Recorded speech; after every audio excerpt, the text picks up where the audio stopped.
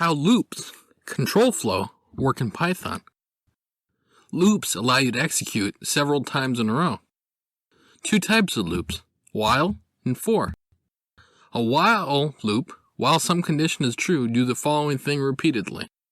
Stop doing the things when the condition is no longer true. While example, num equals 10 while num greater than 0, print high. This ends up printing high 10 times, because every time after you print high, you subtract 1 from num.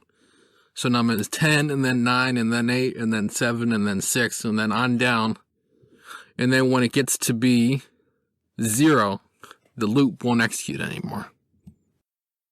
For loop, go through every item in a structure that can hold multiple items, otherwise known as an iterable. Stop when you reach the end of the structure. Nums equals 1, 2, 3, 4, 4 num and nums. This will print 1, then 2, then 3, then 4, because num will be like a pointer to each element in the list as you iterate through it. Range and for loop. To use a for loop to count like a while loop, use the range function. Range, start, stop, and step. Start and step are optional and are 0 and 1 by default, respectively. Stop is not inclusive. For I in range 10, print I will print 0, 1, 2, 3, up through 9.